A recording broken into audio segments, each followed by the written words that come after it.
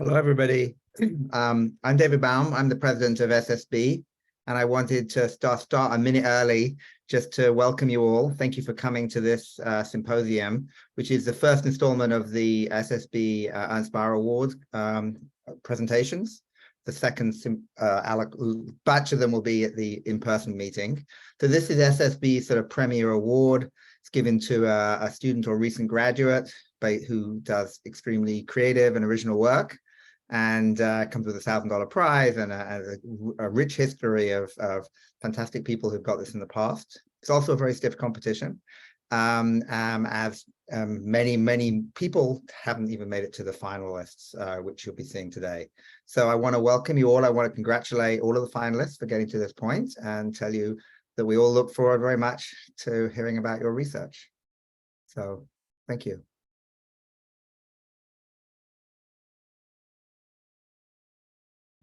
Would you like me to introduce the first speaker? I guess I can. So the first speaker is Alessandro Formagioni. Would you like to go ahead? Yeah, thank you for invite me in this symposium. Today I will talk about one of my PhD project that I'm following during my PhD. That is the characterization of small RNA pathways in Lophotrochozoa. RNA interference in animals is mainly divided in three pathways.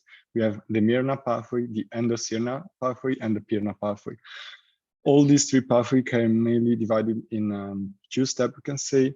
The first one is the processing of primary RNA transcripts in matured small RNAs. And proteins that are involved in this process can be, for example, ribonucleases like dicer1 in the Myrna pathway, or pathway. There are many ways to process matured Pirnas.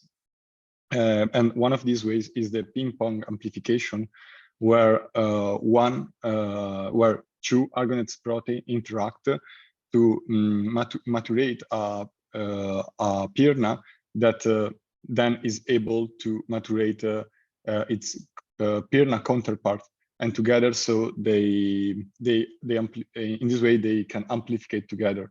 These two argonate proteins are called PV1 and PV2, and in the Drosophila they are called aubergine and AGO3. Once the small RNA is matured, they are loaded on argonate proteins.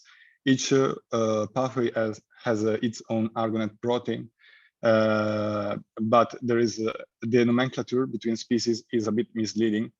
So for the sake of clarity, from now on, I will refer to the argonate of the Myrna pathways as Mi-agos, and the argonate of the endocyrna pathways as T-agos.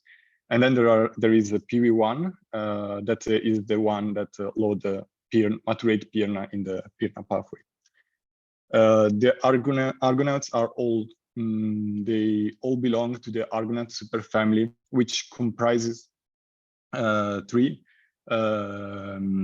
families that have all been maintained in Metazoa.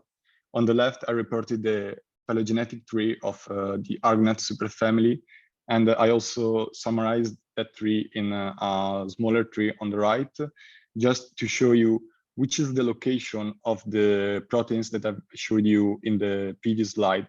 So we can see the animal Mi-ago and the animal C-ago are included in the ago-like family, and the animal Mi-ago is always appear monophyletic, is always inferred as a monophyletic group, while PV1 and PV2 are included in the PV-like family, and also here there is one protein that always is always inferred as monophyletic, while PV1 is a polyphyletic group.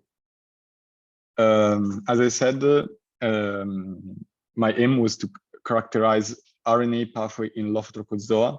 Lophotrochozoa is very wide clade, very rich in body plans, and many attempts have been made to infer the position of the phyla, but some nodes are not resolved yet. For example, the position of Polyzoa Cindermata, and also Platyhelminthes. Also, RNA interference in Lophtococcozoa is certainly overlooked. We know that some recent works have proved the presence of piranhas in mollusca and also in Annelida, but they also prove that the piranha pathway have been lost during the evolution of parasitic flatworms. On the other hand, the endocirna pathway seems to be present in parasitic flatworms, but it has proved to be absent in the Capitella telata, which is an Annelida. So as you can understand, the evolution of the RNA interference in Lophtococcozoa is pretty diverse. And so the aim of my project was to understand how this mechanism evolved during the evolution of Lophtococcozoa. To do that, I collected for as many Lophtococcozoan phyla as possible protein sequences. I started by collecting proteomes that were available on NCBI. Obviously, these proteomes are available mostly for main phyla like Mollusca. So I also started to collect genome assembly and transcriptomes, and I predicting the coding regions from genome assemblies and transcriptomes.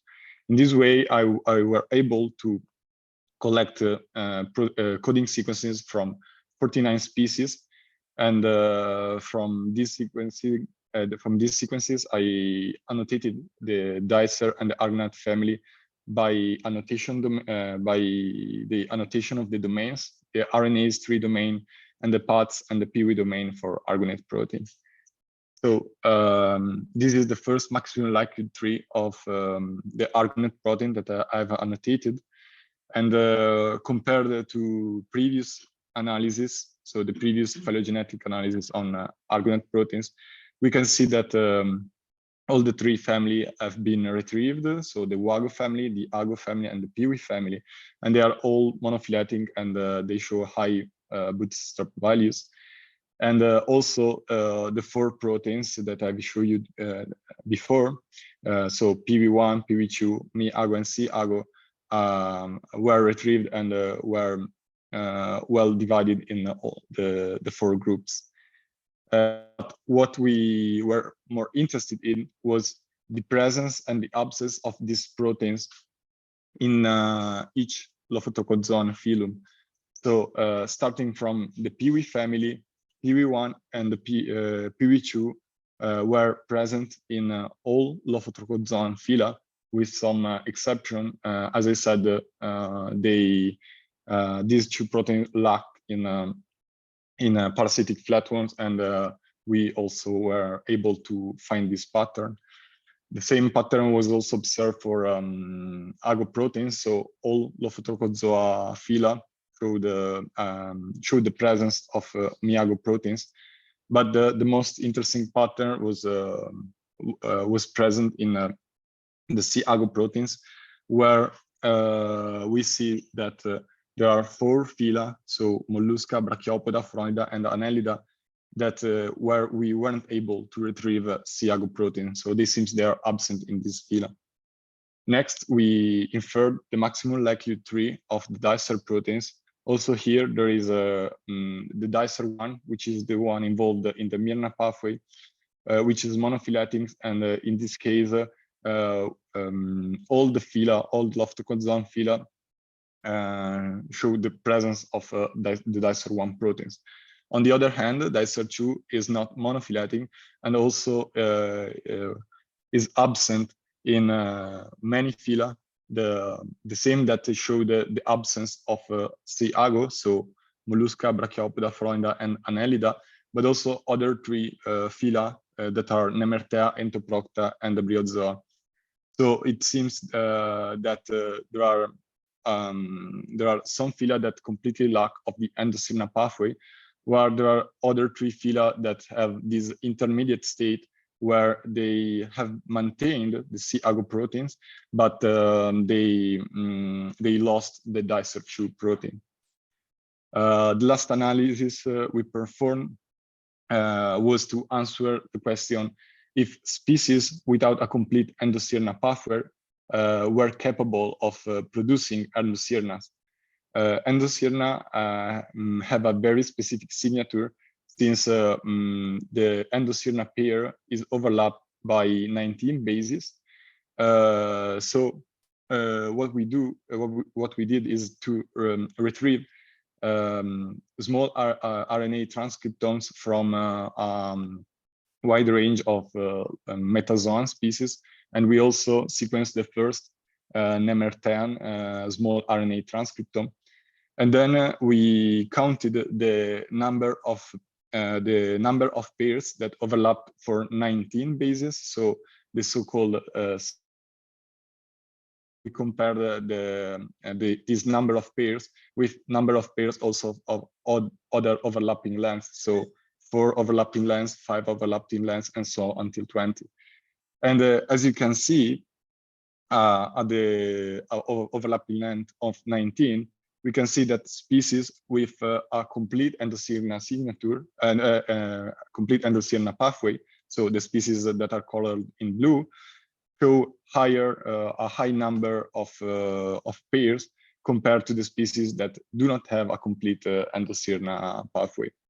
So we can say that species without a complete endocyrna pathway are probably not capable of processing endocyrnas.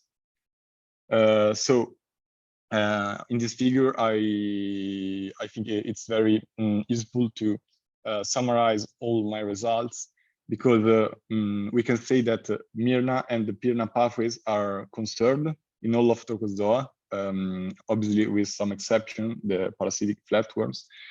But the endocyrna pathway has been progressively lost, first with the loss of dicer2 in all Trochozoa and Polyzoa, and then with the loss of C. ago in Trochozoa, excluding the Mayr phylum. And this is we also wonder why the C. ago proteins have been maintained in the Polyzoa and Mayr, since no Thyrna signature have been retrieved. Maybe we could guess that this protein could have been coopted in another pathway, but we aren't able to answer to this question yet. And also, this pattern could be informative for the Lophotrochozoa phylogenetic tree, since if we suppose that the loss of dicer have occurred only once, then we could say that Polyzoa are in sister relationship with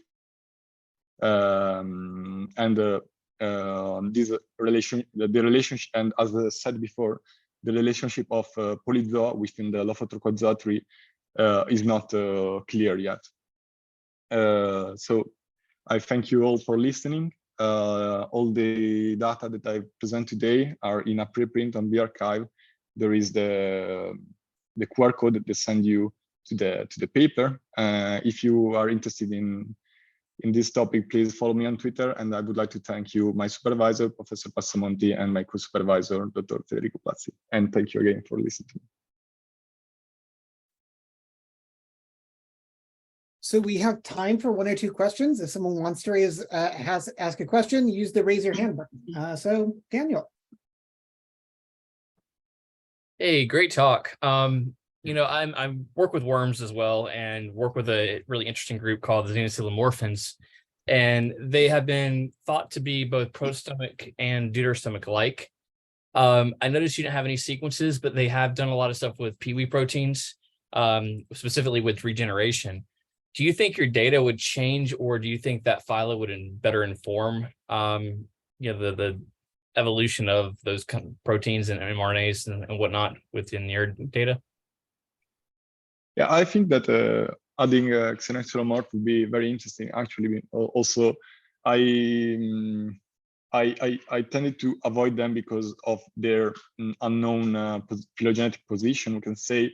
But I know that there are like also small RNA transcriptomes available. So maybe also understand which is the basal condition, supposing that xenothalomorphans are basal to Loftus-Curzon, that we don't know actually. It would be interesting to understand the basal condition of the RNA interference in Loftus-Curzon. Alessandro, we need to get you to stop sharing your screen so the next person. Yeah, sorry.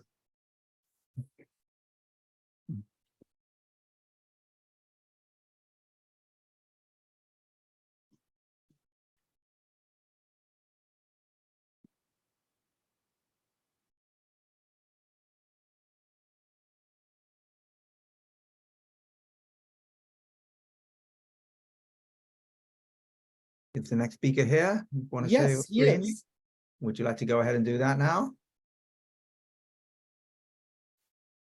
Yeah, I'm here. Hello, everybody. Hello, hi. Okay, so it's Filippo Nicolini, also from the University of Bologna. Yep. Yep. I'm going to share my screen now. Great.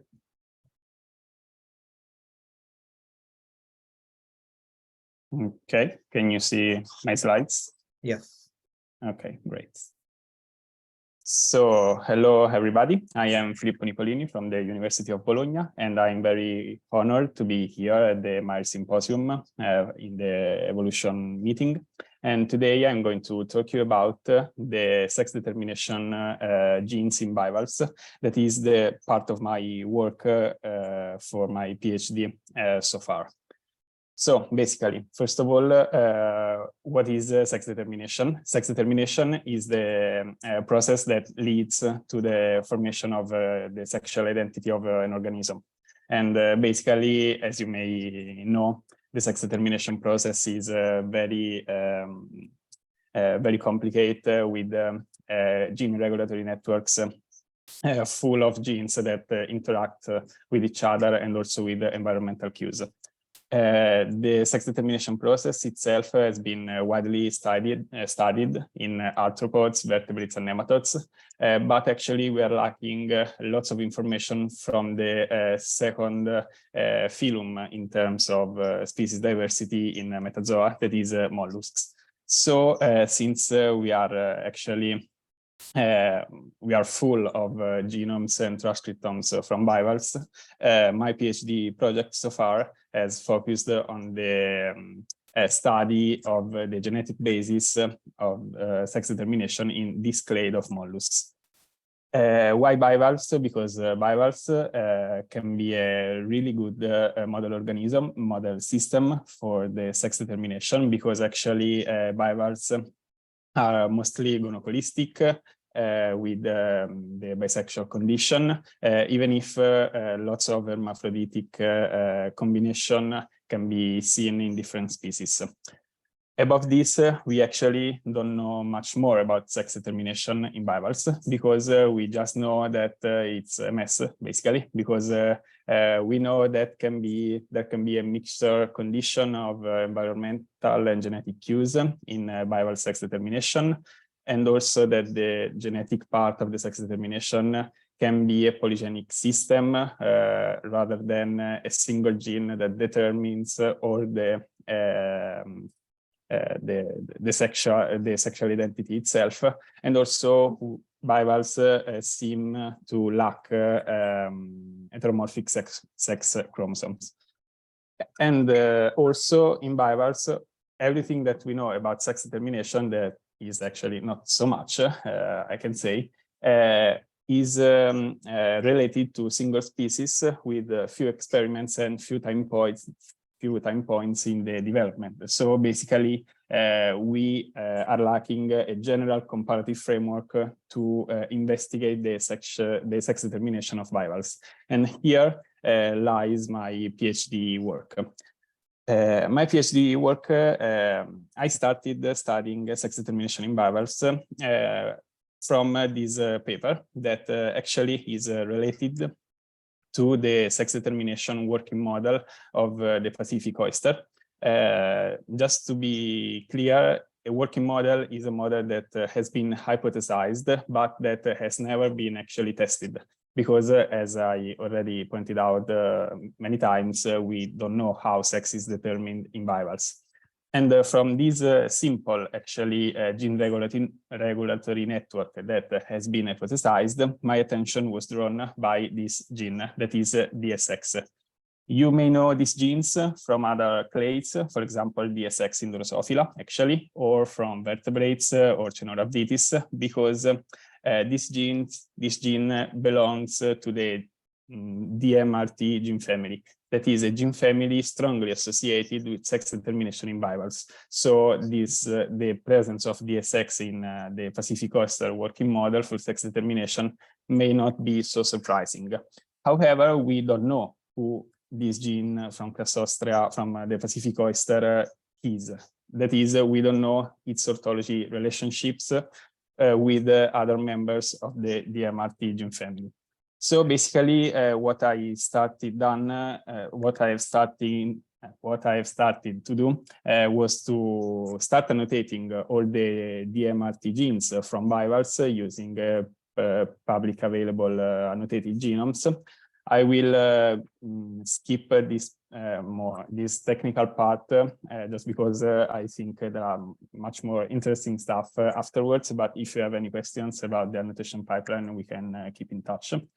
And basically, what I have found in the first instance is that the gene that has been put in the working model of the Pacific oyster is not actually ortholog to other genes outside bivalves, but is a new gene from bivalves.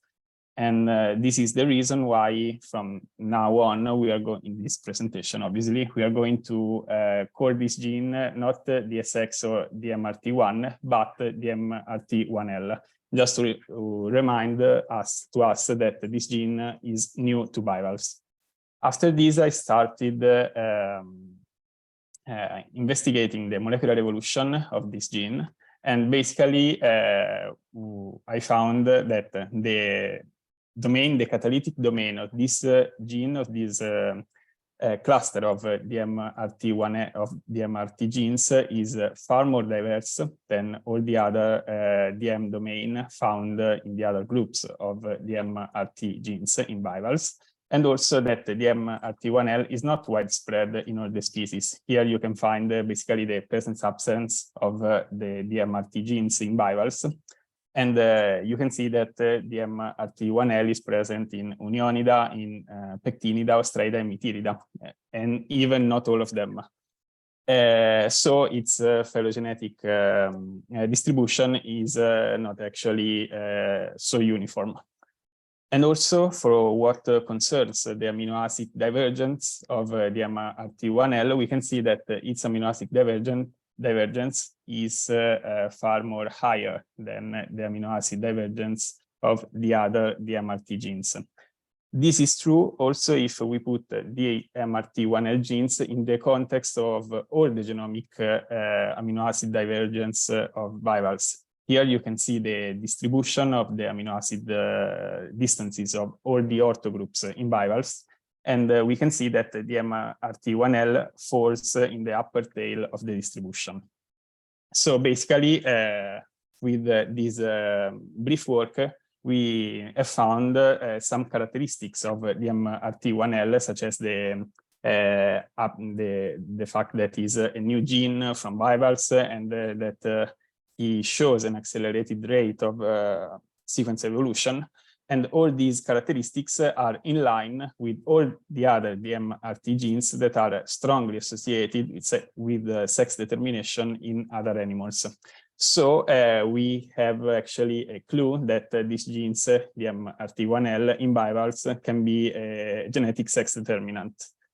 Even if, obviously, we cannot expect that this gene is the sex determinant in all the bivalve species, because bivalves are so diverse that it's probably impossible, unlikely that the sex determination pathway is conserved for all the bivalves. However, so actually we have focused on these genes, but then I started wondering about the other two genes that are that have been put in the working model of the Pacific oyster sex determination. So I followed basically the same pipeline that I used for the MRT genes, and I focused on the SOX and FOX gene families. For what concern SOX families, we can see again that SOXH, that is the gene in the working model of the Pacific oyster sex determination, is not actually a gene that is ortholog to other genes in metazoa, but is a new gene in bivalves. Also because SOXH is human specific. So we should better call these genes an unknown SOX clade. And even in this case, we can see that the unknown SOX gene, we can call it, has a higher amino acid divergence with respect to the other SOX genes. This is true, again, also if we put the SOX gene, this unknown clade of SOX gene, in the distribution of the amino acid divergence of all the genes of all the orthogroups in bivalves. Because this unknown SOX falls in the upper tail of the distribution, as we have seen for the MRT1L. And what about the FOX L2 that has been included as well in the Pacific oyster working model? In this case, the FOX family, by the way, is a huge family. Here you can see lots of FOX genes. FOX L2 has a different situation actually from the MRT and SOX genes, because in this case, FOX L2 doesn't show a higher amino acid divergence with respect to the other FOX genes, and also in the distribution falls perfectly in the median point of the distribution. So this can be seen as something that is misleading with regard to the other SOX, to the other unknown SOX and the MRT1L clade. Also because FOXL2 is not specific to bivalves, but is present also in other metazoa phyla, and the phylogenetic reconstruction actually is consistent with this view. However, we can argue that actually the fact that some genes are bivalve specific, that is the MRT1L and the unknown SOX, can be strongly related to the high amino acid divergence of those genes as well. When instead FOXL2, that is not bivalve specific, so it's a more ancient gene than SOX, than the unknown SOX and the MRT1L, doesn't have this higher amino acid divergence. And also this is in line with what is known about sex bias genes, because male bias genes tend to have a higher amino acid divergence than the female biased ones. And so basically the unknown SOX and the MRT1L genes that are male determinants probably have this higher amino acid divergence with respect to FOXL2, that is instead a female determinant. So basically my work so far as can be considered as a systematic study of 3 important gene families in bivalves that has never been studied in this broad scenario. And obviously, since these families are strongly related with sex determination, this can be also a central resource for future functional studies in order to investigate in a better way the sex determination in bivalves.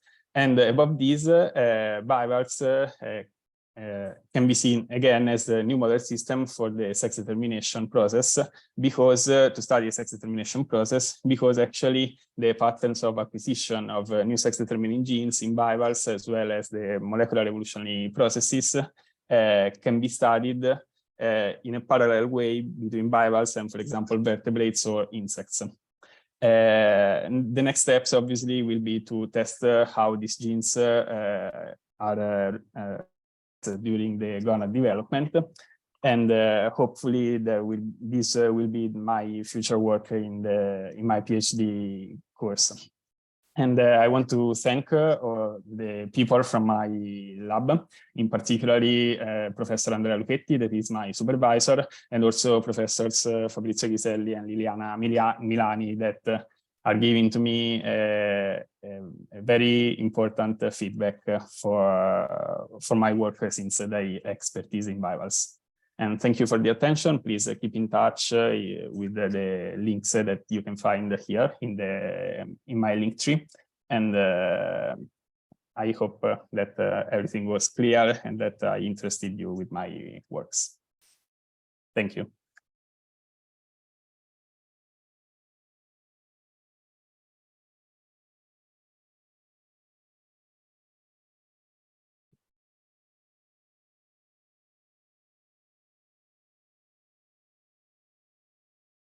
So Giovanni, you can start sharing your screen.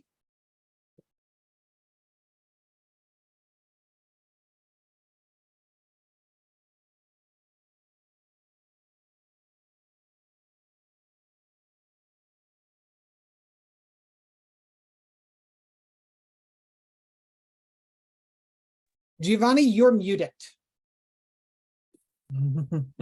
Of course, sorry. Hello, everybody. I am Giovanni Piccinini, a postdoc at the University of Bologna, and I'm here to talk to you about some evolutionary dynamics in the Tudor domain containing protein family in Metazoa. That is actually an interesting investigational unit, since it is one of those gene families that underwent expansions in animals. Indeed, the first steps of the hold on, okay. Sorry, the slide didn't go. The first steps of the animal evolution were cited by high levels of gene gains and duplication, with the birth of many novel genetic elements, mostly involved in multicellularity-related functions. Among these, a set of novel genes with no orthologs of Tad Metazoa were involved in the functions related to germline specification, like BASA, PIWI, and NANOS. Among these, also Tudor domain containing proteins that are basically all proteins that include at least one Tudor domain, that are actually pretty common in eukaryotes and very diverse, underwent a specific expansion in animals with evolving function almost exclusively related to the germline-specific Pirna pathway of phytotransposon silencing, of which PIWI is the core element. Therefore, we wanted to investigate a little bit in this family and see the distribution of the Tudor family in animals, and also to test phylogenetically a proposed model of the secondary structure evolution of the domain. Indeed, it has been previously proposed a model that sees, called the stepwise model, that sees a stepwise accumulation of amino terminal structures in the secondary structure of the domains, with the more recently evolved structure, that is with two amino terminal beta strands and amino terminal alpha helix. That is proper of SND1 and eukaryotic genes, was this structure that was co-opted in the multiple Tudor domain containing proteins specific of Metazoa. We can divide the Tudors in three sets based on this secondary structure, that, however, also are coherent with the functional functional categories. Indeed, the T0s, most of T0 genes are involved in epigenetics or overall gene expression regulation. Most of them are histone readers, they bind methyl lysines. T1 genes are the smallest set and are involved in splicing. And the T2 genes, while SND1 has very diverse functions, most of the T2 genes are the animal-specific one, strictly involved in germline-specific pathway. Therefore, we downloaded the proteins from online databases covering 21 animal phyla and 4 major unicellular holozoa taxonomic group that are the closest relatives to animals. Crossing whole protein domain annotation and homology clustering, we identified the Tudor domain containing proteins in our dataset. And in each homology cluster that we could annotate, we ran subsequent AMER iterations in order to annotate more Tudor domains as possible, and annotated their secondary structure with SSPRO as implemented by Scratch. We then performed both statistical analysis with R based on the Mayr number of genes in the different genomes, and also the phylogenetic analysis to test the stepwise model. This is a quick glance of the distribution of and the annotation of our dataset. As you can see, we could annotate all overnumerary animal specific proteins in all phyla, including also basal clades like Porifera and Ctenophora, and the complete absence of non-SND1 T2 genes in unicellular holozoa, with actually two exceptions. Indeed, we could find in Ichthyophonus oferi and Chromosphaera perkinsi, there are two ichthyospora, non-SND1 T2 Tudor genes, one for each. However, ichthyosporan are many ichthyosporan are parasites of animals. We needed to exclude both contamination and horizontal gene transfer. By analyzing the surrounding genomic scaffold, we could almost confidently exclude the contamination. And then, interestingly, these were the only two species of unicellular holozoan for which we could also annotate the presence of Peewee-like homologs. There are other genes that are exclusive of animals. However, Peewee-like proteins share the Peewee and PATS domain. Therefore, we made more in-depth analysis in order to validate the fact that the domains belonging to these putative homologs were indeed more related to Peewee than other Argonaut proteins, and it was indeed like this. Moreover, phylogenetic reconstructions hinted toward a true vertical homology, to a true vertical far homology rather than horizontal gene transfer, suggesting that the elements of the Pirna pathway toolkit were already present in the last common ancestor of Holozoa. We then tested the stepwise model by building an HMM profile for each domain of each homology group, and then build a matrix distance of the distances between the profile and enable joining tree inference. We also ran some more classic maximum likelihood replicates of the multiple sequence alignment of all the domains. And the results were, as you can imagine, more noisy, but nevertheless, almost completely coherent with the neighbor joining tree inference. That is the only one that I'm showing here, but we can talk about it later. We could confirm the T0 type as the ancestral state, given its paraphily, and the fact that T1 and T2 genes are always nested within T0 clades. Moreover, we could confirm the monophily of T2 genes. However, SND1, that is the protein for which the domain was co-opted in the animal radiation, was not in sister relationship with other Tudor animal domains, but was rather nested within. However, the basal branches were extremely short. Therefore, it was probably due to low phylogenetic resolution due to the relatively fast radiation that occurred in the early evolution of animals.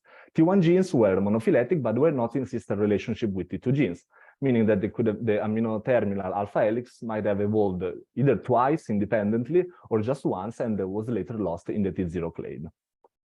Then look at the distribution of these Tudor genes in a single species, and we could observe an outstanding variability across animals, from more than 100 genes to barely 3 in some species.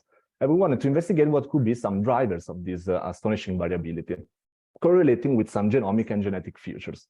Indeed, we could find a strong correlation between T0 and T1 genes, with genome size, gene density, and the splicing index as regards T1. And it is coherent with their functional landscape. As I said before, these are most histone readers, so therefore in more compact genomes, there are less elements are probably needed that were counter-selected. On the other hand, T2 genes were not correlated with these genomic features, but they were indeed correlated with a number of Peewee homologs, and one would expect given their intimate relationship with the Pirna pathway. These are interesting trends that, however, it's not probably correct to draw such general trends in such a diverse group as animals are, but it is interesting to see that the two tails of the bar plot actually are coherent with this correlation. And it's worth to be noticed that they did not drive the correlations, since we removed the upper and the lower deciles before performing the statistics. Indeed, we could observe, interestingly, that in the lower edge of the bar plot, there was a higher overrepresentation of endoparasites. Indeed, 15 out of 17 endoparasites of our dataset, representing 8 out of 9 independent evolution of endoparasitism, underwent a severe reduction in Tudor genes. Endoparasitism has always been associated to, tentatively associated to phenotypic and genomic simplification, and indeed, in our dataset, the highest level of phenotypic simplification were represented by Lycienida, Orthonectida, and the Cnidarian Myxozoa. There are extreme adaptation to parasitism that that resulted in few cell types, and also some cases in Myxozoa of unicellular life stages. And we could observe a reduction of all Tudor sets. As regards platelmints, we could observe a strong reduction in all sets that, however, was mostly driven by a reduction in the T2 sets. Indeed, in the Neodermata completely lost PIWI, as Dr. Formagioni previously said in the talk, and we could observe that the loss of PIWI was sided by the complete loss of all T2 overnumerary genes that were not co-opted in any other pathway. As regard nematodes, there were no clear-cut pattern that could explain the variability in nematodes. As always, nematodes are always tricky. However, it was interesting that 4 independent evolution of parasitism of 5 included in our dataset ended up with severe Tudor reduction. That, however, was also shared by also free-living. Nematodes are tricky. However, it is interesting to notice that the only 2 free-living species with low number of Tudor genes were Trichoplax, that has low level of tissue specification, and the extremely simplified chordate Eucoplera dioica with a very compact genome. The other head of the coin is represented by the strong inflations in our dataset. Some of these expansions could be explained with major evolutionary transition, like whole genome duplications. Indeed, many of the species that ended up in this part of the distribution had recent or relatively ancient tetraploidization. Like, for example, also Chepenser has a very high number of T0 and T1 genes, and indeed it was observed that we maintained high levels of even functional tetraploidy at present times. However, for other species, there was also the expansion of the Tudor genes was more disproportionate toward the T2 genes. Therefore, it needed further interpretations in the light of retotransposon regulation. That is the Pirna pathway, basically. Indeed, many of these species were also the same species that have overnumerary PIWI homolog numbers.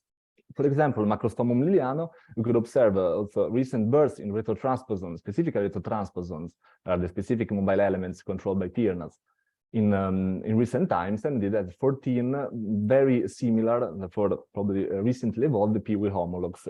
There might be a hint for a current undergoing armor race.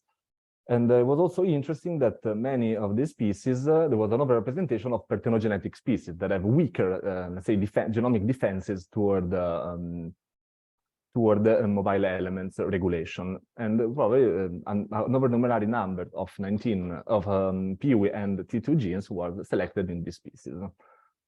Therefore, to conclude, we could basically partially confirm the stepwise model of Tudor domain evolution, and these agreements were probably mostly due to low phylogenetic resolution, not but to the solidity of the models. We could observe the presence for the first time of non-SND1 T2 Tudor and of putatively real PIWI homologs in the far holozoan relatives, suggesting the existence of the basis of the toolkit in the last common ancestor of holozoa. And we could observe a conspicuous variability in animals that we could explain with as mostly driven by genomic features as regards T0 and T1 genes mostly, and also Pirna pathway evolutionary dynamics. And I want to thank you all for listening to me, for allowing me to be here, and I want to thank all collaborators of my teams. Thank you. All right, we have time for a couple of questions. So raise your hand and Giovanni will call on you and I will let you unmute.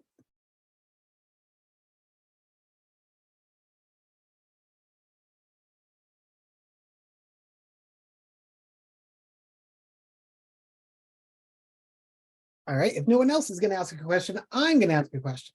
So Giovanni, if you had time to go back and do this again, what would you like to have done differently than what you've already done?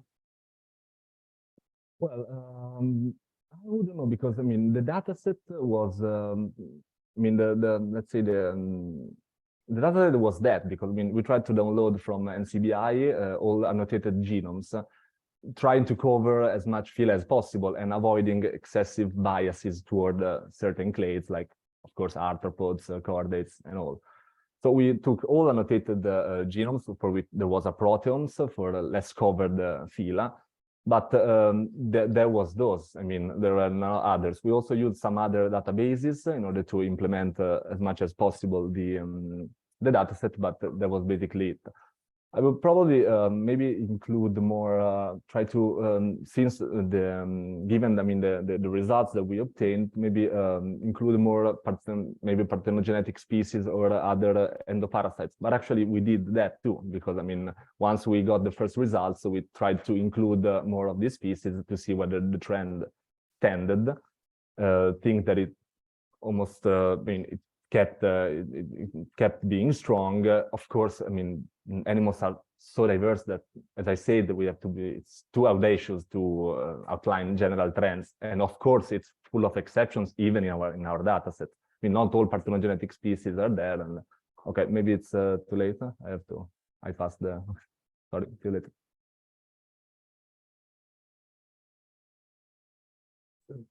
Thanks, Giovanni. I guess Jacob is going to be the last speaker, I guess, for today.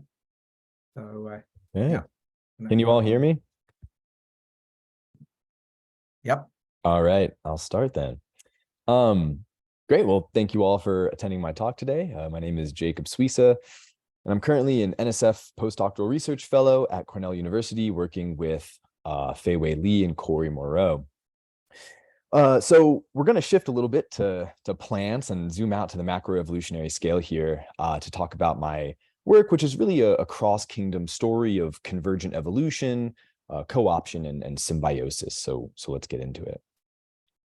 So at the highest level, right, plant-animal interactions are key components to life on Earth. For instance, most pollination and proper seed set involve these complex cross-kingdom relationships. And on a macroevolutionary scale, plant-animal interactions have the potential to drive lineage diversification. And this has been demonstrated across many plant lineages. And of course, these relationships provide immense benefits to the plants, but what do the animals get out of this? Well, underpinning these relationships is usually a nutritious reward for the animal. And while there are many types of rewards, including starches and oils and other materials or benefits, sugary liquid in the form of nectar is by far the most common reward. Now, nectar is secreted from a structure called a nectary, and you can sort of see this glistening in the light on this picture on the left. And nectaries are most common and well studied in the angiosperms, the flowering plants, where they frequently occur within the flower, and we call these floral organs, floral nectaries, and they aid in pollination. However, nectaries can also occur on non-floral organs, right, like leaves, where they are termed extrafloral nectaries, or EFNs. And here you can see 3 different species with extrafloral nectaries with the arrows pointing to them. And so extrafloral nectaries are, of course, not within the flower, so they're not directly aiding in pollination. And this begs the question, what are they doing? Well, extrafloral nectaries have been demonstrated to be associated with a different type of plant-animal interaction, and that is defense. So insects, usually ants, will visit these extrafloral nectaries and feed on the nectar, right? And in return, they generally fight off any other insect herbivore that wants to feed on the plant. Now, interestingly, in addition to the flowering plants, nectaries have also been identified in ferns, right? This is the only group of non-flowering plants with nectaries. Now, this observation is somewhat odd because I think a general hypothesis is that ferns lack complex biological interactions. But this may not be entirely true, right? A recent and detailed survey has yielded information on over 800 arthropod herbivores that have been identified to feed on ferns, right? And the more we look, the more we tend to find. And so just like flowering plants, it's also been demonstrated that fern nectaries are implicated in this sort of ant-mediated secondary defense. But, even after a century after the original description, and detailed work on the structure, presence, ecology of nectaries in non-flowering plants, we really lack foundational understanding of the origin and the evolution of nectaries in this diverse group of plants.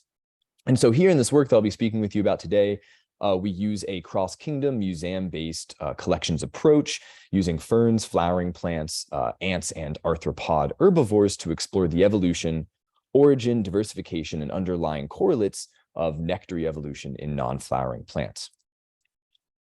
So to explore this, we first assembled 4 data sets across plants and arthropods. So first, we assembled a data set on the presence of nectaries in ferns, and this was derived primarily from the literature, herbarium specimens, living plants, and from corresponding with experts. And I need to shout out to my the amazing undergrads who helped me in the with data collection, Sydney Colon and Emeline Flores, who were integral in data collection here. I mean, in total, we observed nectaries in 149 species, spanning 1% of fern species diversity, 6% of their total genera, 23% of their families, and 43% of their orders. We then assembled data on the presence of extrafloral nectaries in flowering plants, right, in angiosperms, which was primarily gathered from the world list of plants with extrafloral nectaries with a lot of curation.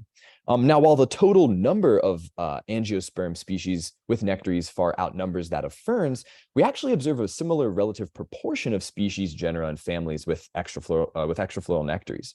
So in total, we find again that 1% of angiosperm species have nectaries, spanning 6% of their genera, 26% of their families, and 65% of their orders. So now we integrated these botanical data with arthropod information by first assembling data on the diversity and habit of ants. So we gathered these data primarily from Nelson et al. 2018, but we filtered the data and curated the data to only include ants that have intimate associations with plants. And so after doing this, we were left with a total of 1,341 ant species, or 10% of species diversity, spanning 58% of their genera, 54% of their tribes, and 76% of their subfamilies.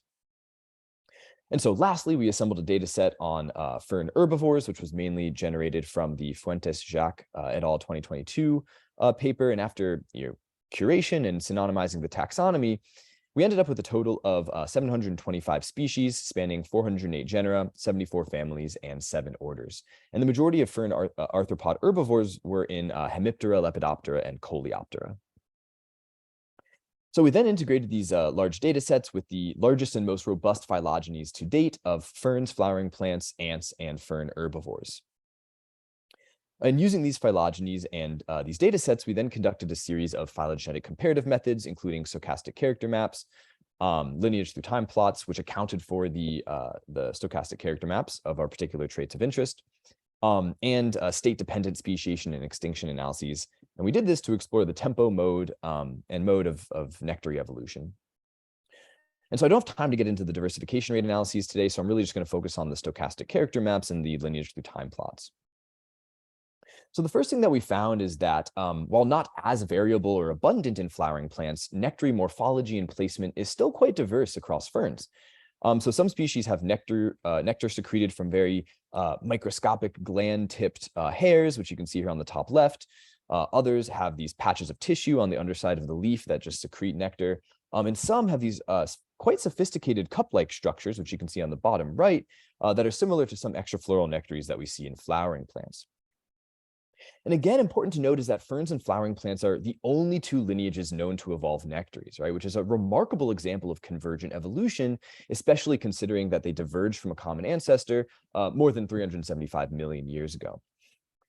But this convergence is not limited to this broad macroevolutionary scale, right? We can gain some deep insight when we look at nectary evolution within these 2 major groups. So when we summarize our stochastic character maps across flowering plants, we see that nectaries evolved multiple times independently, right? With over 1,500 gains and over 2,000 losses. This is quite impressive.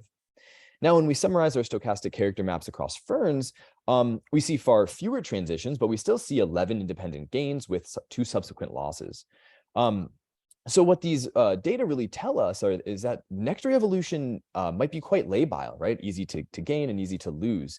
Not just at this broad macroevolutionary scale, but sort of at more recent evolutionary timelines within ferns and within flowering plants.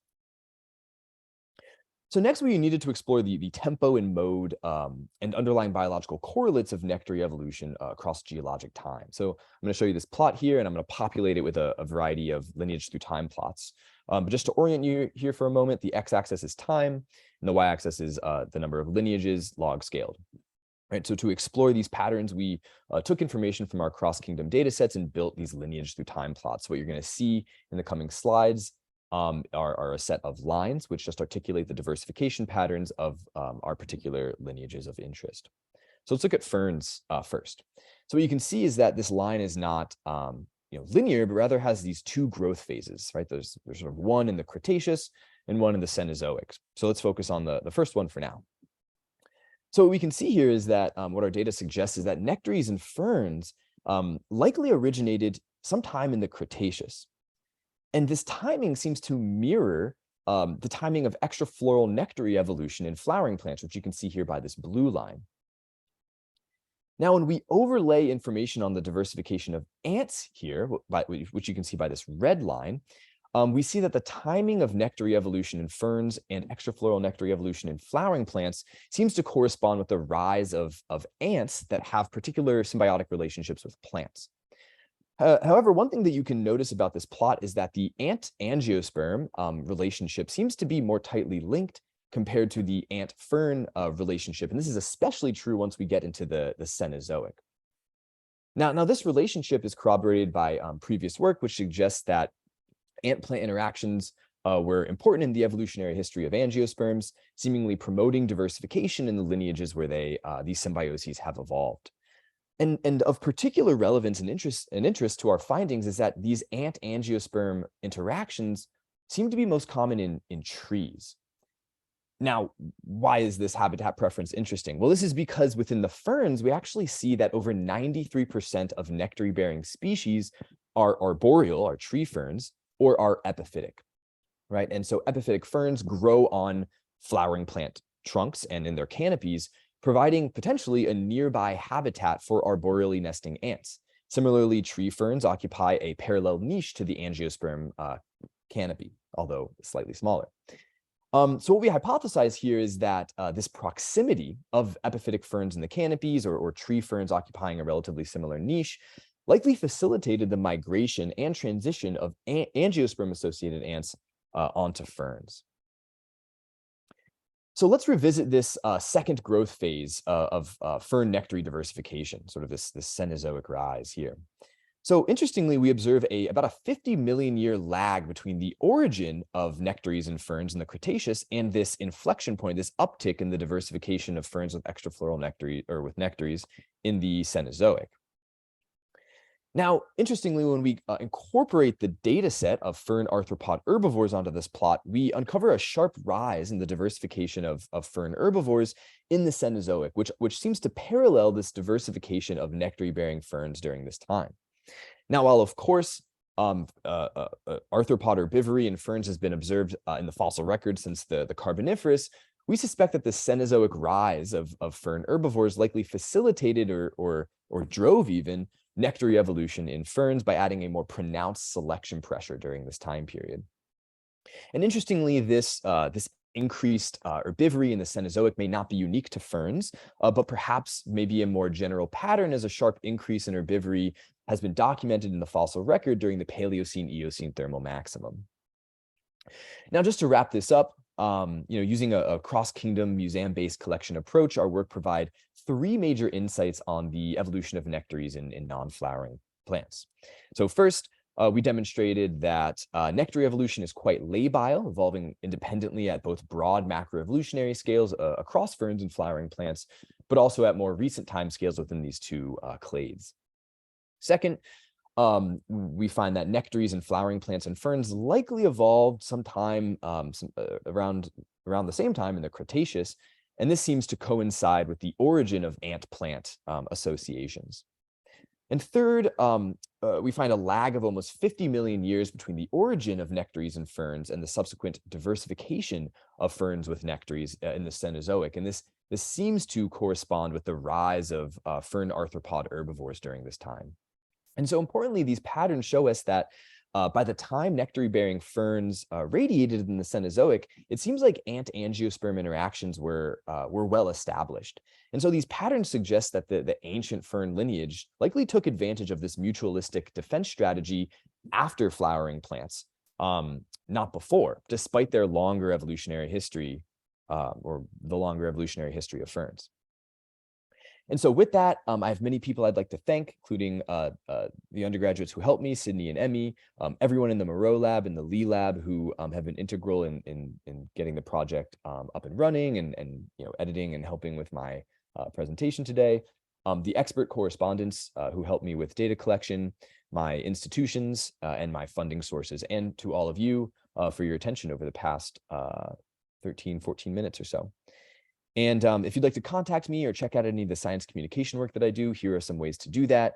And as a quick plug, I will be starting my lab as an assistant professor this upcoming year in the Department of Ecology and Evolutionary Biology at the University of Tennessee, Knoxville. So if you are interested in any of the work you heard today, or interested in potentially joining the lab, please reach out to me. Thank you.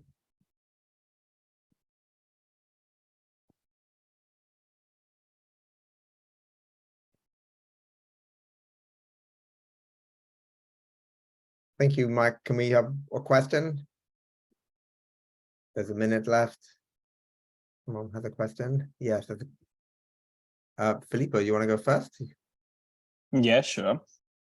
Hi, Jacob. Nice presentation, first of all. Thank you. Can you hear me? Yeah, sure. Can you hear me? Yeah. Yeah, I can hear you. Okay. I was wondering, is there anything known about the genetic basis of the extra flower nectaries? Because if you said that even in angiosperms, they evolved multiple times, I was wondering if maybe the same genes have been co-opted in the same way. Yeah, absolutely. There's some work on the genes underlying nectary development, extrafloral nectary development in flowering plants. But no work in ferns yet. But that's actually the other sort of portion of my postdoc work that I'm working on with Corey and Fei Wei. We are looking at transcriptomic profiles of fern nectaries over a developmental time series, and doing some genomics to see if this convergence is true convergence at the molecular level as well, or if it's similar genes being expressed. Yeah, but that's a great question. So that's the other portion that I didn't talk about today. Okay, and are these genes also the same, we can say, than the floral nectaries, or? Yeah, that's really interesting, right? So even within flowering plants, there are multiple gene families that have evolved that underlie the development of nectaries, even just within flowering plants, right? So it's likely that these are probably completely different genes, and this sort of lability on a macroevolutionary scale is also mirrored at this molecular scale as well. Okay, thank you. Yeah, Orlando, or do we have time? Do we need to? Well, so what Mike said is we could take some questions for any of the speakers now, because we have a few extra minutes. So raise your hand if you have a question for anybody. But Orlando, you have a question for Jacob, I guess? Sure. Yes, thanks. Well, first off, congrats to going to Tennessee. I think it's going to be a pretty exciting time coming up for you there. As for questions, I was wondering whether there's anything known about whether having nectaries is costly for the ferns. Kind of like, it seems kind of striking that since it seems labile, but it's not, it still doesn't seem like a very common trait. So I was wondering whether you had any insights on like whether it's not good to have them if you're not needing ant protection or something like that. Yeah, that's a great question. And I think the other thing that I've thought a lot about, that Corey and I and Fei Wei have thought a lot about, is sort of this idea of how does it evolve, right? It seems like a difficult trait to evolve in theory, because you're just putting out carbon. You're just losing carbon into the environment, right? Which is one, if you're thinking about one thing, maybe plants are not that carbon limited, right? Or sugar limited. They're producing a lot of it compared to animals. But the other issue is potentially, bacterial infections or things like that on this sort of really sugar-rich medium. So I think those are the costs that I might think about, but the way I might rationalize that is sort of what I alluded to, which is maybe plants are not that sugar limited, right? And so the potential benefit of having ants or other insects sort of defend you from herbivory might outweigh the potential downside of putting out a little extra sugar. But it's a great question, and yeah, definitely there's a lot of directions to go with this work. So cool, thanks.